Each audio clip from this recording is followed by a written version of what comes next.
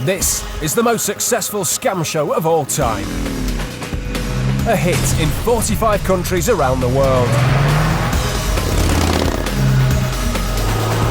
The real hustlers have stolen cars. Hi. It's perfectly safe there. Burgled houses. Picked. Switched. And ditched. They've carried out close to 500 scams and stolen over £1 million. And now they're back for an 11th series. Alex, Jess and Paul. With new recruits, Polly and Jazz. Their job? To expose the tricks of the criminals' trade so that you don't get scammed. On tonight's show, guest hustler Connie Hook has fun undercover. You and I are going to take part in the drinking game. Paul calls time for free drinks. Anyway, take your time. You buying this for yourself, love? And Alex turns wheeler dealer for Jess. You know, if you know anything about cars or... Not really.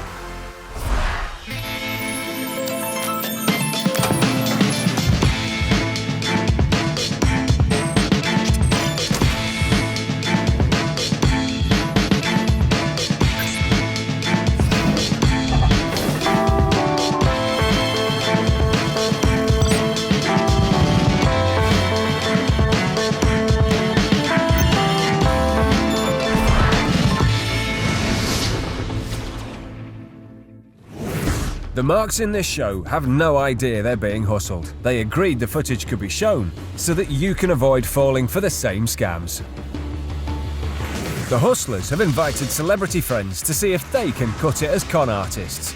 But they'll have no clue what the scam is about, and there are no dress rehearsals. So this is sink or swim. Today's guest hustler is ex-Blue Peter and X Factor presenter, Connie Hook. I'm not sure if I've got what it takes to be a hustler. Time will tell. This is my chance to do a bit of deception. You have to be really confident to be a hustler, and it's a certain type of confidence. And although I am confident in many ways, I don't know whether under that kind of pressure and in that situation, I might cave. Connie's been dropped off at a beautiful Scottish castle, where she's been told she'll get her hustle briefing.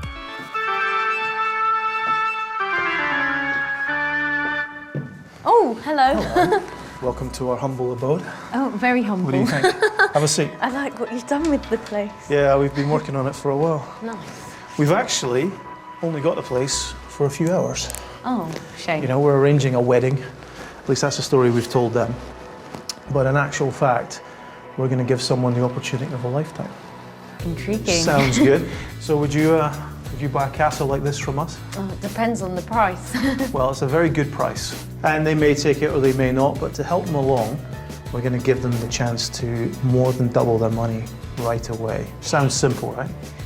Kind of. Yeah, well, it's going to be up to you to convince them. So let's go and meet the rest of the guys. Okay. So, Connie's briefed, the sting's on, and the mark's on his way in Timeshare Bandits. This castle might be pretty to look at, but there seems to be a rather ugly scene brewing outside. I made it very, very clear that you had to be an Looks like there's a bit of a Barney going on with that nice young couple. Listen, it's about where the money comes from, and I made that clear to Where it you. comes from my pocket to your pocket. It's not your pocket, it's your my pocket. It's Paul, rowing with Polly and fake-shaped Jazz, who seems to have turned his acting skills up to 11. Make the But I deal. don't understand. It's a problem for you, No, but it's not a problem. it's a problem for you because I won't do business with you, okay? There we go. Absolutely, I'm kicking out. I Very don't good. even like Wales. Scotland. Same thing. And here's some more people. It's Alex, arriving with another couple. This guy doesn't know it yet, but he's today's mark. Please come on. Is that, are you sure you don't want us to... They're going. They're not coming back. Thank you. Connie's first role in today's scam is playing the wealthy couple's chauffeur, and she whisks them off as Alex gives the mark a quick tour of the castle. Paul's actually playing the laird of the manor, the owner of the property. He's selling off timeshare weeks at the castle, and this guy's come to buy. And through here, there's a fully equipped gym. Have a seat. Tour over, it's into the summer room for tea and a chat about the deal. Thank you for coming over. Just appreciate your interest. I expect to be coming straight into a battle at the castle. Well, you know, I was planning on running up to the battlements and firing some arrows to see him off. It's 4 months of negotiations and talking, and all he does is talk. And of course, at the end of the day, I've just found out that he was planning to put all of this through his company, which just, you know, unfortunately is not. Paul explains that wealthy businessman Jazz was also here to buy a timeshare, but Paul's thrown him out because he wanted to do the deal through his company, and Paul is insistent that he only deals with individuals. You are representing yourselves, or, you know, you're not representing a big company or anything like that. My motivation, very, very simple, I tell this to everybody, is I have 6 months. By filling all 6 months, I get what I need. Ian's company takes care of everything, and you know, I leave the home in the condition I expect to find it. But essentially, the sooner I get my 6 months for the next 5 years, the sooner I can relax for 5 years. It's a lovely property, but it does require, you know, a lot of care and attention just to keep things exactly right. This is quite a pad. It costs a bomb to keep it looking this good. So Paul explains he uses the extra cash to keep his bills down. The 2 weeks which have just become available were probably amongst the most desirable because it's the last week of July and the 1st of August. I mean, I think the engagement is 2 weeks for 5 years. That's kind of usually what we agree with. The 5,000 is, I'm reliably assured, an absolute steal for 5 years. We could charge up to 6-7 grand for a week in this place with all the facilities. Paul and Alex tag team as they pitch the deal to the mark. Paul's asking for just £5,000 for 2 weeks for the next 5 years, when they could get much, much more. Sounds like a bargain. I do need to make a couple of phone calls. No, that's fine. You can go off. I'll handle everything. And listen, really very, very nice to meet you. Thank you. Again, I do. Paul's job's done for now. He's convinced the mark he's the owner, and that his motive for selling the timeshare is to help with the castle's upkeep. It's now time to hammer out the details, and it sounds like Alex has a further offer for the mark that might sweeten the deal. The thing I wanted to bring up, and it's also something that we do also with all our clients, is we sort of look at investment opportunities as well. The altercation that we saw outside means there's 2 weeks that have become available, and they are very, very good weeks. As he explained to you, he cannot let out to corporates. But what he is happy to do is let corporates sublet off private individuals. Do you see what I mean?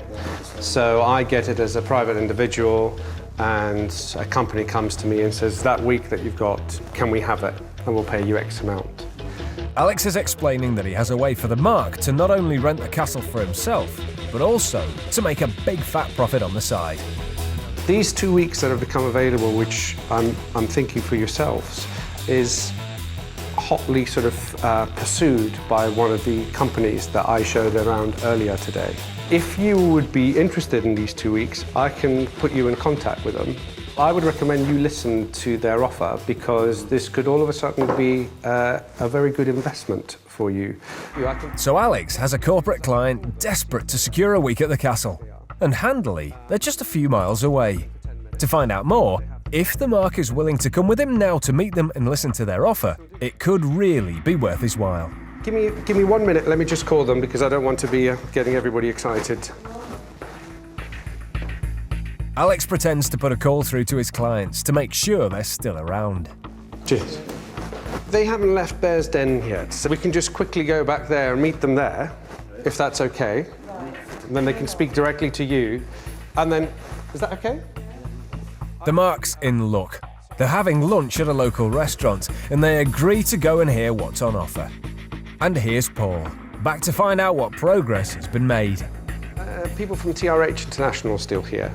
So I thought it would only be prudent for me to mention that there might be a good business opportunity.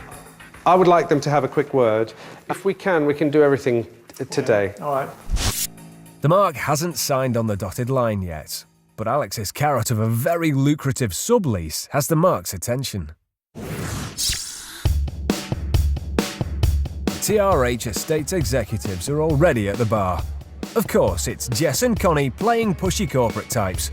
If the mark recognises TV presenter Connie, the scam's off. Alex arrives with his new client in tow and introduces him to Connie. Pleased to meet you. Hi, Susie. But it's all fine. He doesn't recognise her. So, Hello. we have... Let's get down to business.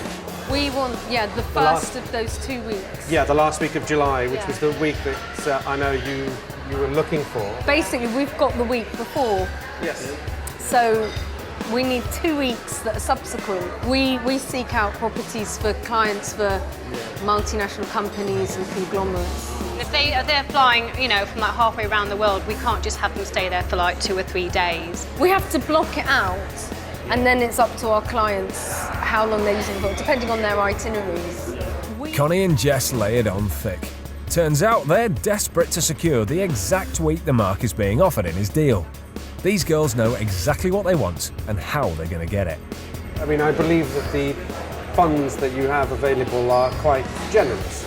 They're quite substantial, yeah. This is quite a big company they'd be looking for an in for the 5 years, and they'd be looking at paying quite a large sum of 20,000, but that's for the whole 5 years. Yeah. So TRH Estates are willing to pay a whopping £20,000 for the 5-year sublease of 1 week's rental. The mark is being asked to pay only £5,000 for 2 weeks. So he's on to a massive £15,000 profit straight away. Ka-ching. I think underneath it all there is a wee bit of cooling off period. That helps me. Absolutely. The only thing I know is that Rob would want to settle this now. But although it sounds like the deal of a lifetime, the mark is asking for a cooling off period to be built in before he even thinks about doing the deal.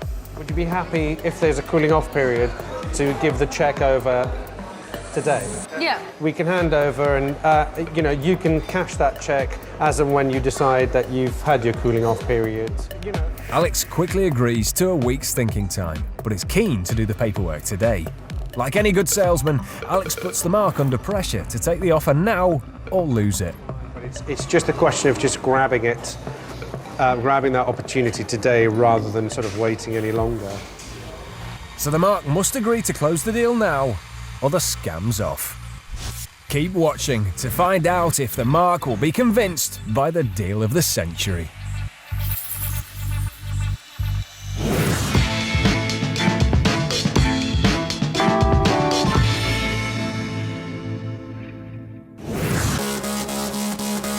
When hustlers go out, they don't take money.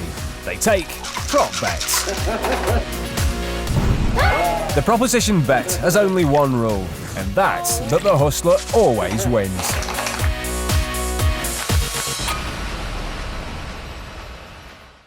Do you drink beer? Yeah, You've heard of it?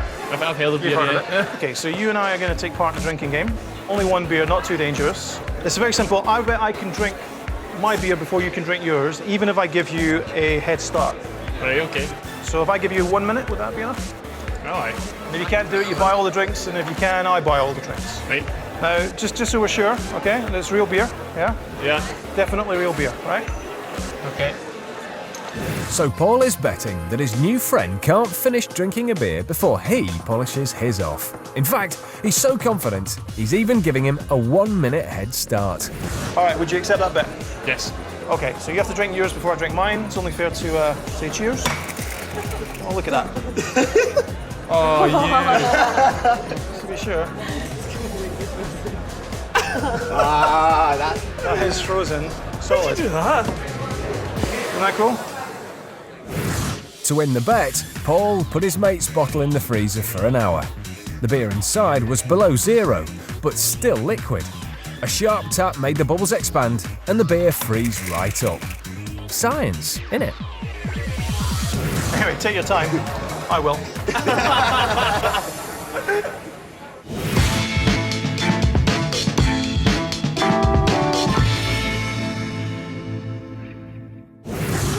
Jess is thinking about buying a car, so she's in Glasgow to do a test drive. But there seems to have been a bit of a mix-up, because this guy is booked in for the same time as Jess. And that makes him the Mark in Car Deal Steal. Oh, I know, it's the thing is I've never done a test drive either. There's no sign of the car or the seller, so Jess and her new friend have a chat while they wait. Don't get lost. I don't think we'll have to worry about that. Jess seems really nervous at the prospect of taking a test drive. At least, that's what she wants the Mark to think. Very excited about today anyway. New car. He's going to hurry up. Have we got the right time? Well, he just texted me saying he's running 5 minutes late. Oh, I say. It's kind of nice. I didn't expect to meet someone like yourself. Oh, it's so It's nice. so cheesy. And he seems only too happy to put the pretty young lady at her ease. You've not had it. This is There's like there he is now. Here's the car. And it's a wee cracker. A cool MX-5 convertible. Very Jess. The Mark and Jess head out to meet the owner. And what do you know? It's Alex looking alarmingly like a boy racer. You buying this for yourself, love? Yeah, why? Why you say like No, I'm that? just saying, you know, if you know anything about cars or... Not really. All right. The 1.8. It's injected, but this as you can see here on it's the Dakar edition. So you even get a plate. It's number 352 out of 400. It's good, Nick. Alex is directing all his bad chat at the Mark, blatantly ignoring Jess. I've got to be honest, it's in nice, Nick. Huh? Full service. Full service and stuff. I've got all the documents in it. Am I going too fast with you? You're getting it all. It's a bit rude. But I'll tell you what. Why don't I let this lady go for a little drive? Do you mind? Because No, ladies first. yeah, is that all right for you? That would be nice. Can I just go with my scarf for my brolly in there, so I was going to go back in and get that. Is that okay? Yeah. That's all right, love. I need it. Aye, no problem. Okay. Jess asks the Mark to come back inside with her as Alex moves the car to the front door. All right. Hurry up, otherwise we're leaving him waiting. Yeah. Yeah, all right. Jeez. Oh, it's got an alarm as well. There Yeah, you go. well done, love. You don't like that? So rude. You've never been there. Doesn't seem what the nice nicest thing, does it? No. Can I ask you a really big favour? I don't want to take this money in that car with me. Right. Would Do you you mind want holding it onto it? As long as you trust me. Oh, well, I'm coming back. Hopefully. If you trust me, that's fine. Jess really isn't happy about taking her cash out in a car with some dodgy geezer in a shell suit. Maybe the Mark can help. Have you got your money with you? Could you put your money in with my money? Then we can keep it. Then we can keep it I'm not together. having that. No, I know that you'll look after it if you put your money in here. Then I put it in the bag. Then you can keep my whole bag. Jess is suggesting the Mark puts all his money in her envelope of cash. That way, she knows it'll be safe. You can have my mobile phone, if that'll be my watch, if that'll make you feel Oh, better. please. Sorry, But I want you to look after it. I know that you'll look after it if you put your money in here. Then I put it in the bag. Then you can keep my whole bag.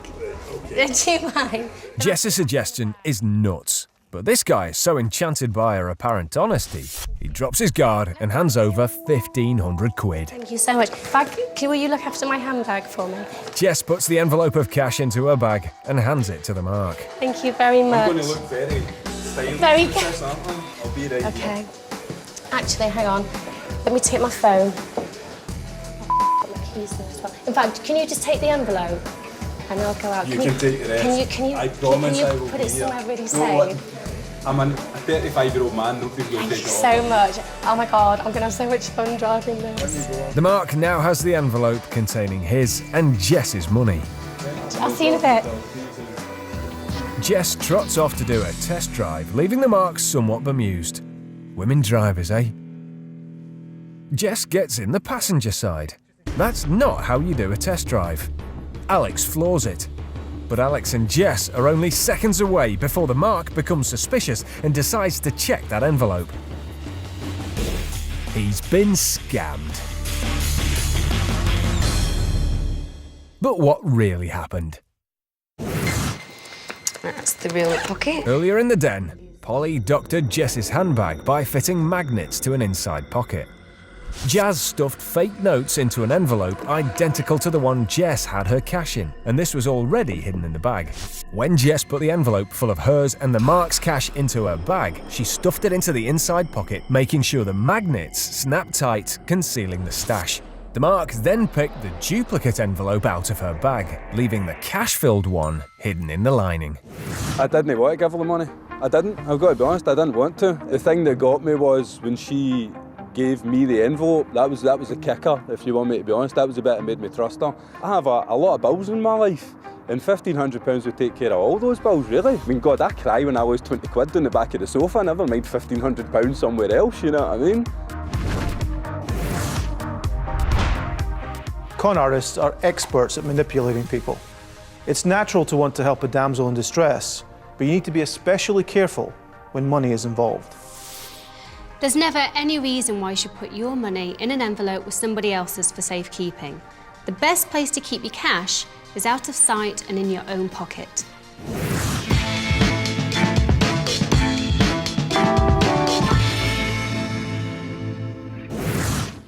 Earlier today, guest hustler Connie Hook tried to help convince a Mark that he could net a massive £15,000 profit by simply subletting 1 week of a 2-week timeshare deal he's thinking about buying at a fabulous Scottish castle. And they'd be looking at paying 20,000. On paper, this is a brilliant offer, but the Mark has still to make up his mind whether or not to buy into the contract. It seems like Alex's hard-nosed selling technique could be giving him cold feet. The only thing I know is that Rob would want to settle this now. He's asking for a week's cooling off time to be built into the paperwork, and they've all come back to the castle to discuss the options with owner Paul. So you guys have met, which is Yep, we have. quite nice. Will he finally be able to persuade the Mark to go for it in Timeshare Bandits Part 2? Now you have to catch me up a little bit. Where are we? We've all had a chat. Kevin's fully aware of how this works, but what I thought we would do is, because I know you want to have peace of mind this weekend. Oh, yes. But also Kevin, quite rightly, would also like a sort of a cooling off period as well. So I am fully prepared to guarantee this cooling off period with my company until end of business Friday. Friday next week. That's perfect. So Alex finally sets the Mark's mind at rest by agreeing to guarantee the Mark's payments until next Friday, after the cooling off period. TRH Estates executive Connie is willing to lease the week from the Mark immediately and will write a cheque for £20,000, which the Mark will be able to cash once he's happy with the legal details. It's a win-win situation for the Mark. Right, girls, get your checkbook out. Come on. Well, this is great. Yeah? See, I told you I was going to sort it for you today. I have to say, I was really, after today, I really thought I was, I just was going to have to start this entire process again. And that's £5,000 in crisp £20 notes. 4,000. 5,000. Happy? Oh, very, very happy. Don't spend it all at once. I'm going to put this in the safe. Should I open a bottle of wine or put the kettle on? Which would you prefer? I'll put the kettle on as well. Would you ladies a cup of tea or coffee? Okay, you always have to be awkward. Of course, yes. I'll put this in the safe. Take me a few minutes. Excuse me. Paul and Alex leave with the cash. This is the start of the getaway.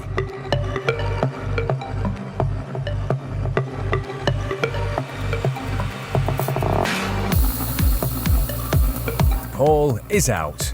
Next, it's Connie. Alex goes in to get her.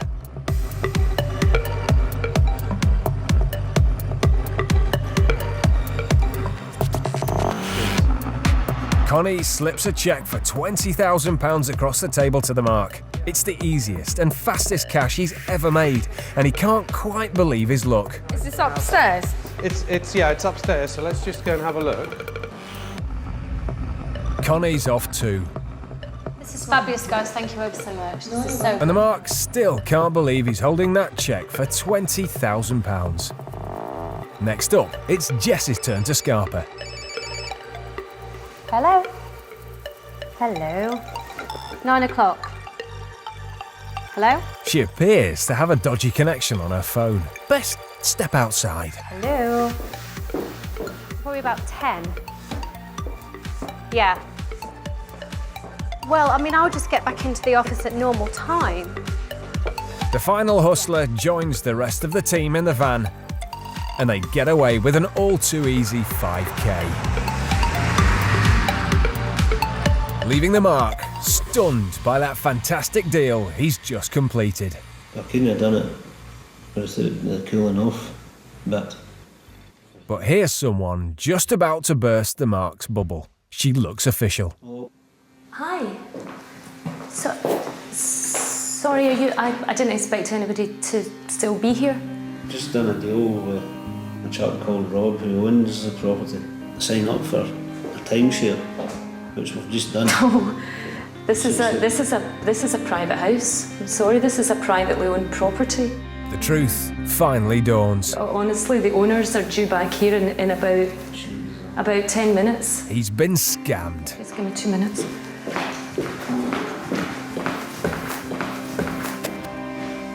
How did the hustlers do it?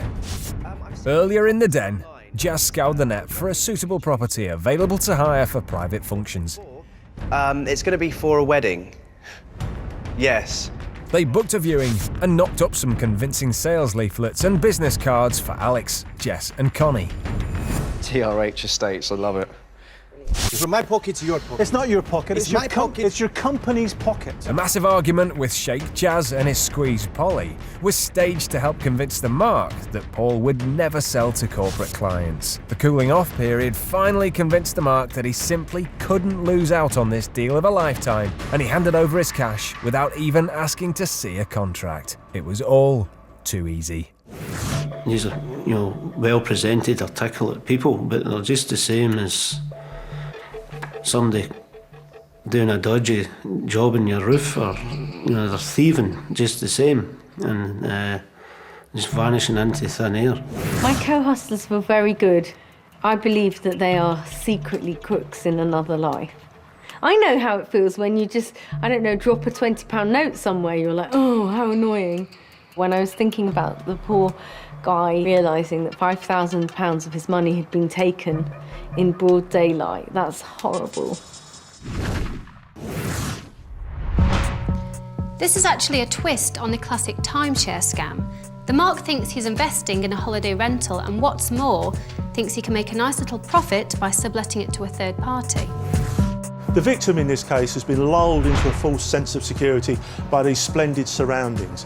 But you should never ever enter into this kind of transaction without looking carefully at the contract and paying in anything but cash. Cash is not how this kind of business works. Don't do it.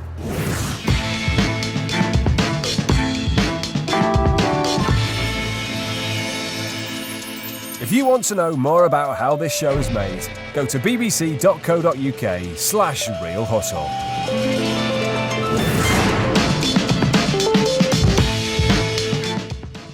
Here's some good news for you. Coming next, we've got 2 lots of Russell Howard as he looks back at some of the weird and wonderful news stories that put a smile on our face. And the laughs continue at 10:30 as Ollie's back with more from White Van Man. But you all know he's not in a good mood.